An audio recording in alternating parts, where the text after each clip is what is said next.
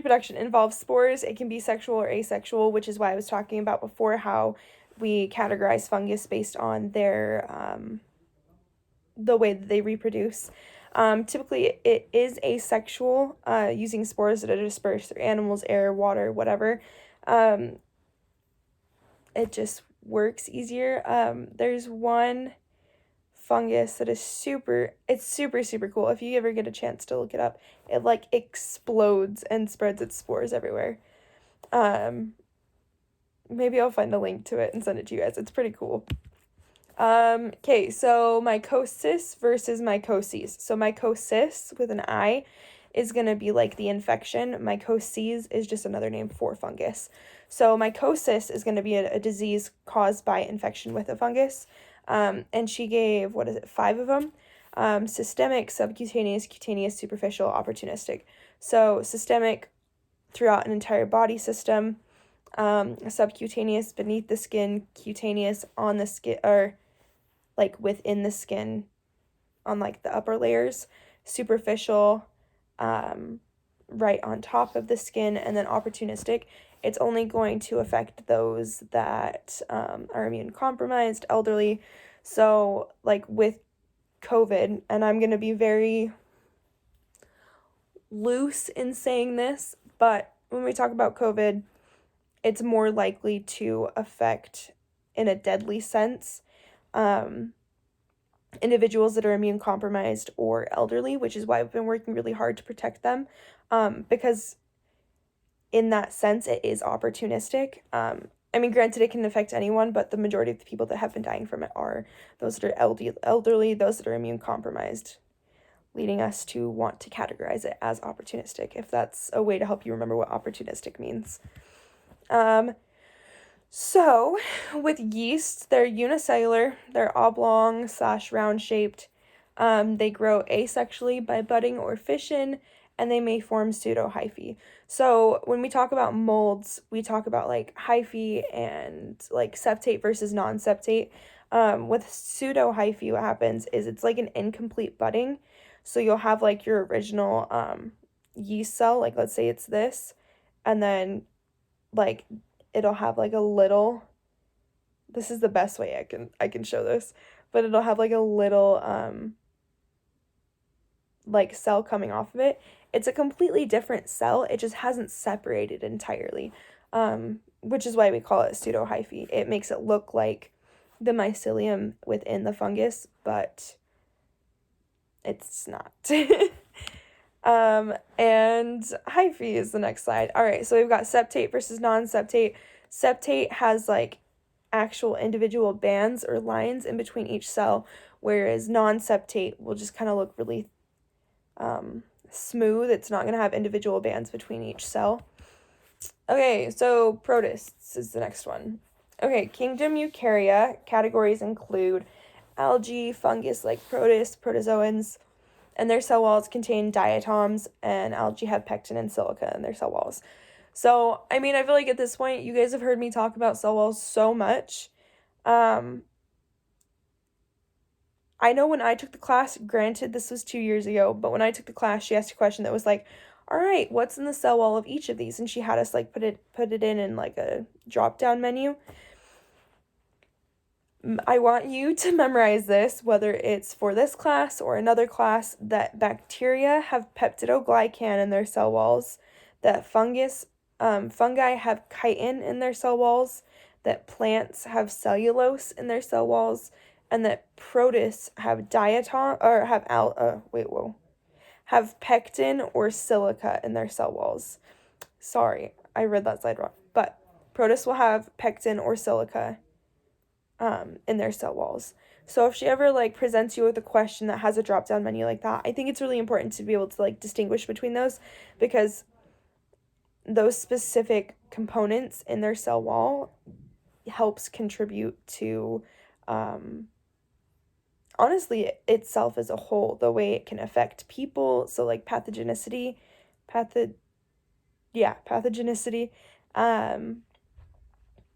It can affect like the way it grows. It can help affect what can and can't affect it in terms of like killing it. but I would memorize those. So protozoans, they're parasitic protozoans can be divided into groups based on locomotion. So we've got our amoebas, our ciliates, our flagellates, and our cysts. And many are going to travel using the oral fecal route. So like last test, I sent out that video about this guy that was doing plumbing, and then this girl handed him a cupcake and he just like dug his hands into it and shoved it in his mouth. That's really gross. I'm gonna just say that right now. But with the oral fecal route, they usually use like more of like that cyst stage, where what happens is you'll ingest it as a cyst, and basically it's just kind of like a little egg almost.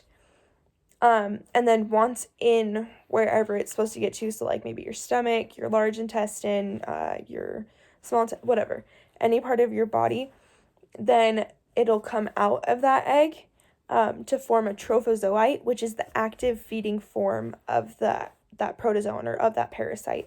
And then from there, it'll eat, it'll cause a whole bunch of issues within your body.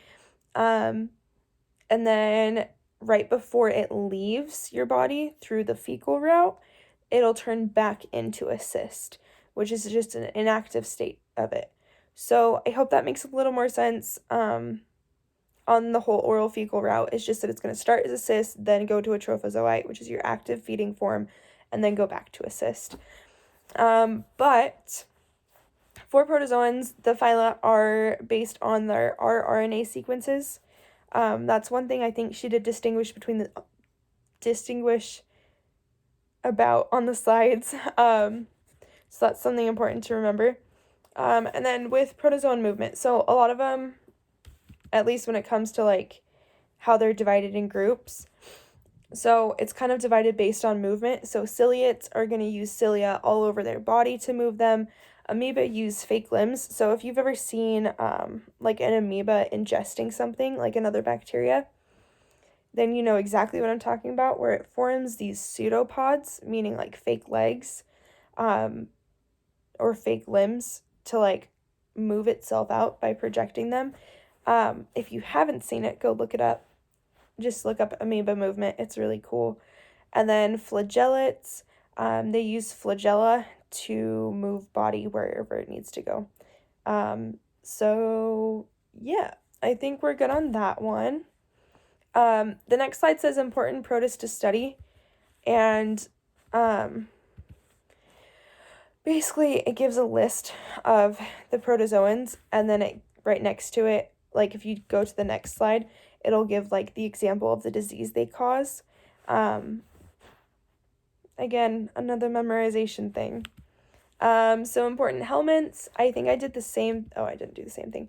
We've got two classifications, nematodes and platyhelminths. It was hard for me to remember, so I just remembered toads and platypus.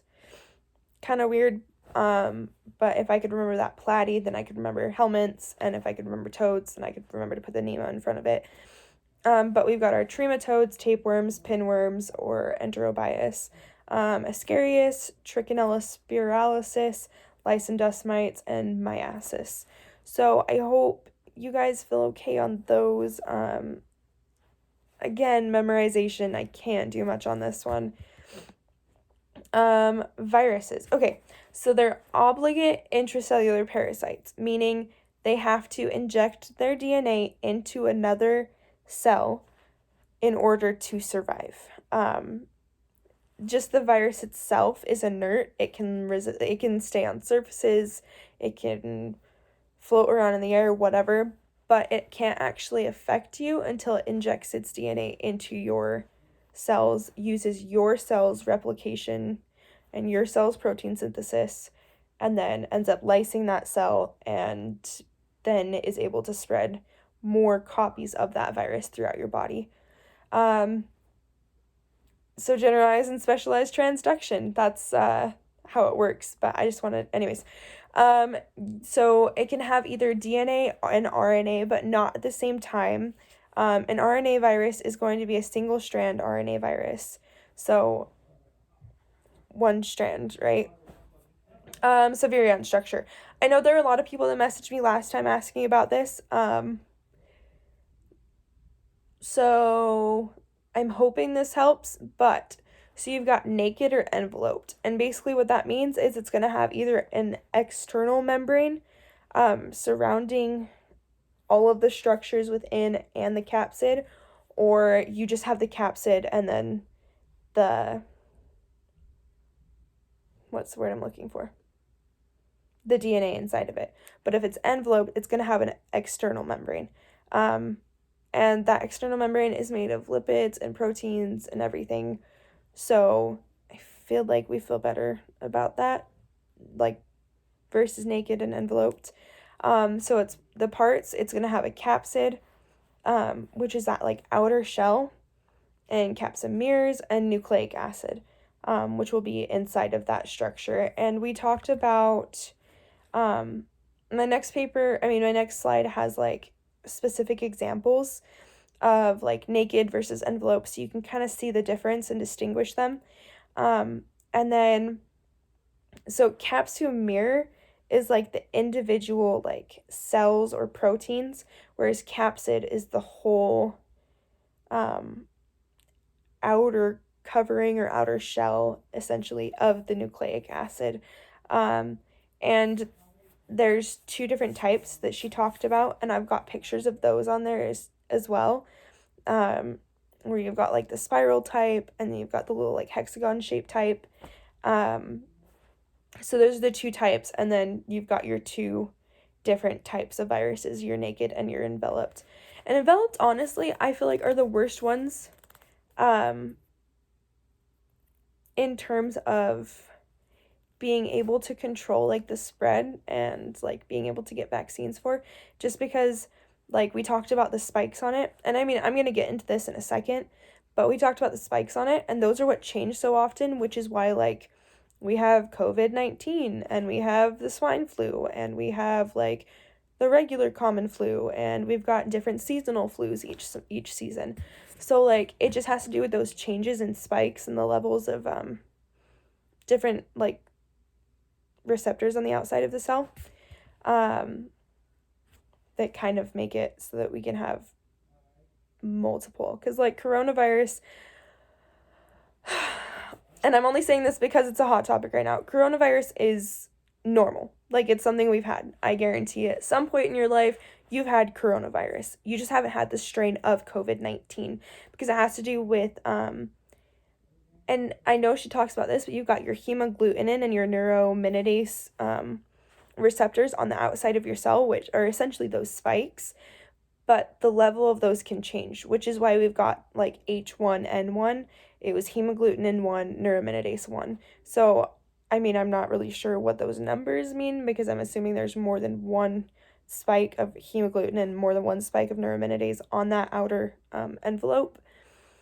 But that's why we have that. So, like, most people have had coronavirus, rhinovirus, whatever, throughout their whole life. It's what gives you the common cold, which is why when COVID-19 came out at first, a lot of people were like, oh, it's not that big of a deal. Heck, I was one of the ones that was like, oh, it's not that big of a deal, because as far as we knew, it was the common cold.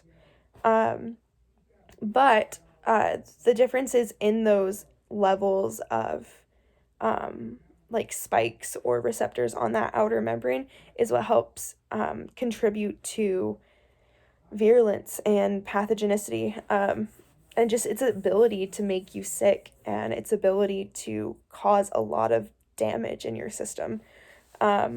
So now you're educated, you can talk about COVID-19. Yeah, okay. So once we start talking about epidemiology, this is where a lot of that terminology comes into play. I've used a lot of it so far throughout the video, but this gives you a little bit more background so you can understand a little bit more. So etiology is going to be the cause of a disease. So for example, with COVID-19, the cause of the disease was one person eating a bat. It was that bat. And I mean, wherever that bat ended up getting that virus, that would be etiology. Like you're looking back to see where that disease came from. Pathogenesis is how the disease develops. Signs versus symptoms. I know that these really kind of messed me up, but signs are something that can be measured, whether that's a blood pressure, heart rate, respirations, O2 levels, temperature. It's something that's easily measured. Okay, not easily measured, but it's something that's measured. So, like, you could look at antibody levels, you could look at certain enzyme activity. I know for heart attacks, if they recognize that you have certain enzymes present in your blood, then they will keep you for observation because they think that that's because it's an indicator of a heart attack. And then symptoms would be something you report to another, like, oh, I'm in pain, I have a headache, I go pee a lot. Those are just things that you can't really measure easily, but it's something that will be reported to you. So microbiota is your normal flora. It's all the bacteria all over your body that establish a like partially permanent residence. Obviously can't be entirely permanent because they don't last forever. And if you travel to different places, you can change your microbiota, your diet can change your microbiota. But these don't normally cause disease. They're there because they're helping protect you. And then communicable disease is any disease that can be passed from one person to another, whether direct or indirect. And I know this is where things start to get a little fuzzy, so I'm hoping I can help with that. Another couple definitions, and I really would suggest making flashcards for these because they will help you exponentially. You've got non-communicable diseases, so diseases not acquired from another person. Like genetic disorders, like Crohn's disease. You can't get Crohn's disease from someone else. It's a autoimmune disorder. Like, it's not, you're not able to get that from someone else. That's the main point there. Incidence is the amount of new cases. Prevalence is the amount of total cases, so both old and new.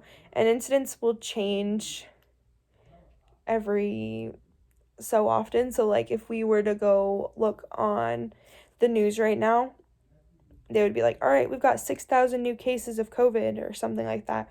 That would be your incidence. And then your prevalence would be them over the entire time span. Pandemic is spreading everywhere. So right now we're in a pandemic because we've had it in China, Italy, US, Canada, basically everywhere because it's spreading everywhere. An epidemic would be spreading in a particular area. So with Ebola, that was mostly in like Africa. So we would call that the Ebola epidemic because it was pretty centralized in a particular area. And then iatrogenic disease occurs as direct result of actions of a healthcare worker, and nosocomial infection would be a hospital-acquired infection. Iatrogenic and nosocomial are kind of hard, I feel like, to distinguish, but nosocomial refers specifically to being acquired at a hospital. Okay, so infection. We've got invasion or colonization of the body by potentially pathogenic microbes. I feel like that's pretty self-explanatory. Your reservoirs are going to be humans, animals, or non-living. So like water, water is the best one I can come up with. But those are your reservoirs of infection. And then we've got our stages of illness. So stages of illness are different from like the bacterial growth phase. And that was the first like graph or slide I was talking about at the beginning of the like this review. Stages of an illness are different. If you can understand this slide and this chart and understand what's going on, then you should be good. So you're going to have your period of incubation where you're not going to have any symptoms or any signs. You feel good, you're going about your day. There's relatively few microorganisms at that point, just because that's like your initial infection. Then you've got your prodromal period, which is where you're starting to develop an infection, you're starting to have mild signs or symptoms, so like you just don't feel good, you feel kind of yucky, you feel kind of off, but like for the most part you can keep doing your thing. And then you've got your period of illness, and this is when it's in full swing. You're going to have a lot of microorganisms, you're going to have a pretty large infection, and you're going to feel pretty yucky. Like all of your symptoms are going to kind of kick in. That's when you'd start throwing up or coughing a lot, where you'd have a runny nose, where you'd be having a headache, you'd be bedridden kind of stuff. And then you kind of reach like this little peak. So if your immune system starts to like respond, then it'll start to decline. Another reason it would decline again is if you died, because then you're not able to fight off the infection and the bacteria or whatever can't keep growing anymore.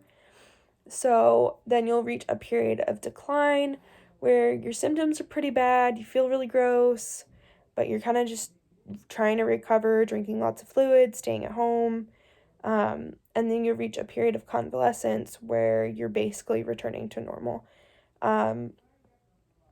That's stages of an illness. I feel like that one's pretty self-explanatory if you can look at like the number of microorganisms versus the time. But if you can understand like what's happening in each period, you should be good on this one. Okay, so now we've got definitions for chapter 16. Chapter 16 and 17 are probably, I think it's 17. They're probably my favorite. I love the immune system. And I could talk about it all day long. But so your definitions for chapter 16, you've got infection, which is invasion or colonization of the body by potentially pathogenic microbes. So you're going to have whatever microbe come into your body, and then it kind of starts making its own little colony, kind of starts just growing a little bit. Disease is so you can have an infection but not have any issues. Like you could have an infection within your body and for a long time and not even know. But disease is where we kind of distinguish like the difference. Like there's a very large difference between infection and disease in this fact that disease actually refers to a change in your state of health. So you would start feeling yucky, you'd start throwing up, you'd start having all these different symptoms. Then you've got another chapter, or another definition is the parenteral route, which is entering the body through any opening in the skin. So like let's say you get a cut on your arm and then you didn't cover it up with a Band-Aid, and then a couple days later it starts looking really infected. That would be an example of the parenteral route because there's bacteria that are entering your body through that cut. Let's see. Okay. Cytopathic effects are structural changes in host cell caused by viral infection. Examples would be like Negri bodies and Cinctia. Okay, so these next two I feel like are really, really, really important to distinguish between because I feel like they are the hardest to understand. So pathogenicity versus virulence. Virulence is, okay, back up. Pathogenicity is the ability of a pathogen to cause disease, or to weaken host defenses. It's an all or nothing event. Like it either makes you sick or it doesn't. Which is why we can say our normal microbiota won't make us sick, because for a lot of stuff it won't unless it gets into the wrong part of your body. Like you have E. coli in your stomach, or you have E. coli on your skin, which isn't going to affect you, but the second it gets into your reproductive system, then you start having issues and get like yeast infections and you get all other UTIs and everything. So pathogenicity just means can it cause disease or can it not? And then virulence is basically the relative degree of how sick it can make you. So like something may be really pathogenic, like it's able to cause disease every single time, but it doesn't really do much. Like it's a pretty weak pathogen. It would have a weak virulence but a high pathogenicity, if that makes a little more sense. Okay, so what it takes to be infected. There are 4. And then on the slide, I ask you, can you give me examples of each of these? I have answers underneath. Please, please, please try to come up with them yourself before you write them down. But what it takes to be infected is you're going to have a portal of entry. You're going to have adherence to cells. You have to penetrate or evade host defenses, and then you have to have a portal of exit. So it has to enter, it has to attach, it has to be able to get rid of your immune system so it can continue to grow, and then it has to leave at some point. Okay, so on here I have stuff on LD50 versus ID50. This slide is really good at explaining it. I think I'm going to leave you guys to look at this. But she has asked questions on this in the past. So if you have questions, feel free to email me, feel to message me on Canvas, and I will get back to you as soon as possible. Okay, so this is where everything starts getting pretty interesting. We've got endotoxins versus exotoxins. So exo usually means like leaving. So like when you think exothermic, you think of heat being released. Same thing with exotoxins. So you've got your cell and it releases these exotoxins to try to help it evade your host defenses. Examples would be your erythrogenic toxin, botulinum toxin, tetanus toxin. Tetanus toxin. Those are just toxins that are released from the bacteria into the bloodstream, into the extracellular fluid, whatever, to go spread around and basically cause a lot of damage. Then you've got endotoxins. So with endotoxins, that's why when you get sick, you'll get like your initial infection, especially with gram-negative cells, you'll get sick at first, and like that sucks, and then you'll start getting treated and you'll feel better, and then a couple days later you'll start feeling sick all over again, like you get a second wave of symptoms, and it's almost worse. Because what happens is with endotoxins, they have their whatever toxins they are embedded in the cell wall. So then once those cells lyse and they start like breaking down and everything, all those endotoxins will get spread around throughout your body, making you sick again. Some examples of that would be lipid A, mycolic acid, but the difference between them is the endotoxin is part of the cell wall and is only released after death, whereas exotoxin is within the cell and is only released while it's alive. Okay, antigenic changes. So this is what I was talking about with the whole like H1N1 stuff. Kind of, to a point. So you're gonna have it's a little bit like it, but it's not the same. So you're gonna have like a normal cell, and then you're gonna have a virus that's got like these spikes on it. And then it's going to basically mesh with the inner membrane. So like, it's like when you put 2 bubbles together and they've got like that separation, and then all of a sudden they turn into one big bubble.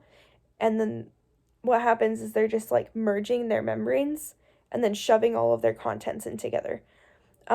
So with antigenic changes is while this virus is affecting this cell, it's going to start making changes throughout the entire bacteria or throughout the entire cell, so that right after the virion leaves, it's now got all of those same viral glycoprotein spikes within the normal cell membrane of the individual cell. So the virion will leave, and then the remaining cell will now have those viral spikes on it, which I think is super cool. So innate versus adaptive immunity. Okay, so innate versus adaptive immunity. Innate will protect us from any kind of pathogen. It's with you from birth. An example would be like your antibacterial, your antiviral. You're just it's like your immune system. It's always there. It's always going to be there. Adaptive will protect you from specific microbes, their responses you acquire. So like innate versus adaptive, it's kind of hard to distinguish them, but like innate will protect you from any pathogen, so it's like the fact that you can mount an immune response, and then adaptive is like an immune response that's been acquired. So like adaptive is going to be specifically responses you acquire. So example would be like antibodies for salmonella. You've gotten salmonella before, so then you get infected with it again. You've already got those antibodies. They already go and attack it, mount an immune response. It's gone a lot faster. Okay. So innate immunity. So I think it talks about that. Just kidding. Innate immunity is nothing like your immune system. Sort of. So portals of entry. You've got your mucous membrane, broken skin, parenteral route. However, each of us do have specific parts to help us once pathogens are inside. So part of your immune system is your skin and anything that will prevent bacteria from getting in. So you've got your epidermis, which needs to be intact. Whoa. You've got your lacrimal apparatus, which is in your eyes that cause tears. So when you get something in your eye, you start crying a lot. You've got mucous membranes, which are less effective than dry skin, but they can trap pathogens because it's sticky. So like inside your nose, you've got your mucociliary escalator, which is in your throat. And it's basically just a bunch of cilia that will beat to move up like mucus through your throat, which, fun fact, if you smoke, it paralyzes it, which means you can get sicker a lot faster, which is why a lot of people that smoke get sick really easy. Then you've got sebaceous glands, which secrete sebum that contain unsaturated fatty acids.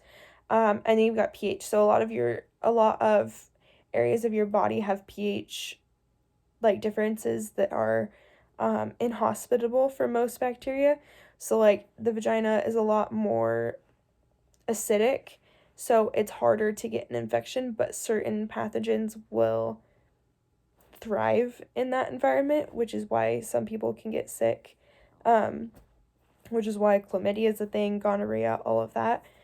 Okay. So, second line of defense. So once the pathogen is inside your body, this is where your immune system can start to interact.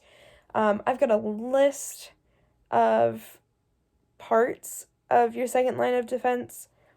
And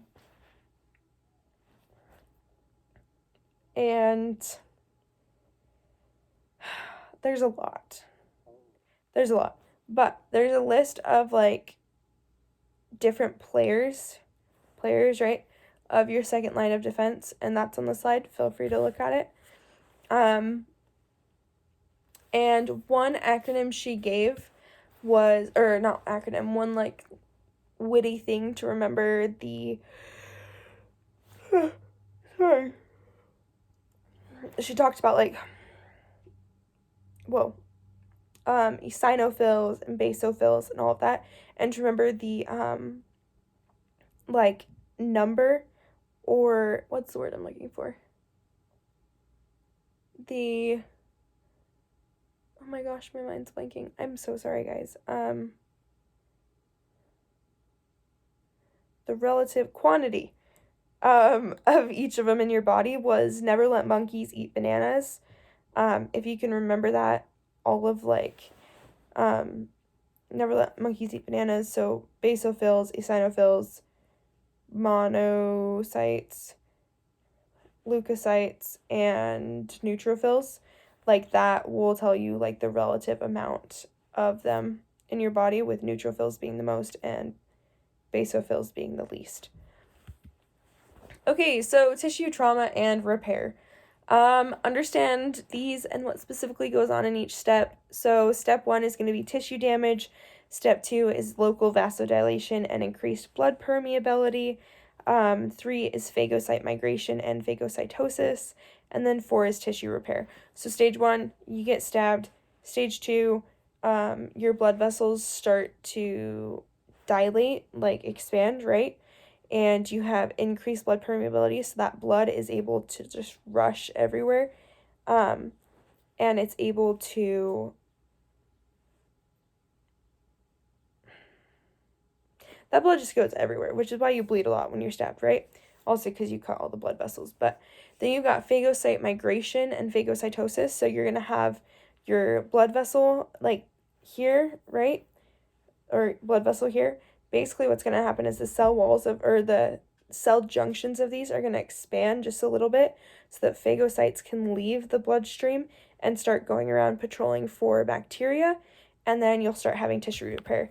The next stage or the next slide shows specifically what's happening in each of them, and I think they would be worth going over because this is definitely one of the more tricky topics of this class. But just understand, you get stabbed and then a blood clot starts to form. You start sending a lot of blood there. There's a lot of heat. Then you've got your phagocytes, which will travel to that site to try to stop infection right off the bat. They'll leave the bloodstream to go into the extracellular fluid, start patrolling around like cop cars. Once they find something, they kill it, and then you start forming a scab as the last step, basically. Okay, so, complement proteins. Oh, this is a little... Okay. Oh, sorry, guys. Okay. So, complement proteins. There's a group of about 30 proteins produced by the liver, and they're found in the blood. They combat pathogens by cytolysis, inflammation, phagocytosis. Basically, their job is just to kind of help mount an immune response. In order to do their job, though, they must first be activated, often by splitting into fragments, like breaking a glow stick so that it can start working. And they form a cascade. If you ever took biology 1610 or 20 on Logan campus, they talk a lot about like phosphorylation cascades. But they form a cascade, which is basically like dominoes, where you set up like a series of reactions that could occur, but you need that first complement protein to be broken and split up so they can start doing, like, they can start that chain of events. Yeah. Then, next thing was interferons. Interferons are awesome. I really like them. I think they're really cool, honestly. There are multiple kinds, but only this kind is antimicrobial that we're talking about, right now. They are antiviral proteins that interfere with viral multiplication. So basically what happens is you've got type 1, it says released by macrophages, lymphocytes, and tissue cells infected with a virus. These attach to neighboring cell receptors. So basically, like, let's say you've got a cell that got infected by, I don't know, HIV. In order to stop to slow the infection, it does what we've been doing with the quarantine. I didn't think about that. Oh my gosh. So, like, a couple people got infected, and then they went to the doctor, and the doctor's like, oh my goodness, I don't know what to do. So they sent out, like, a list to health officials or whatever, and then more and more cells started getting infected, and then one of those people were like, we should all stay inside. So then everyone stayed inside, right? It's the same thing as the quarantine.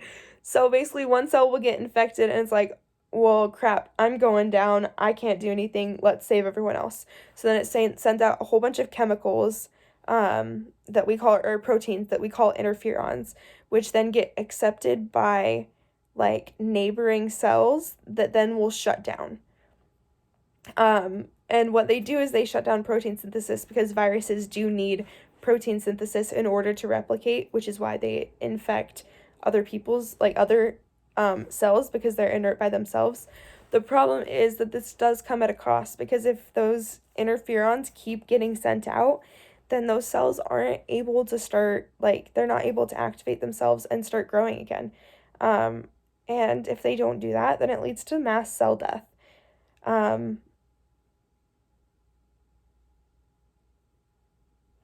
Wow. Okay, but so this is an amazing process, but it does come at a very large cost.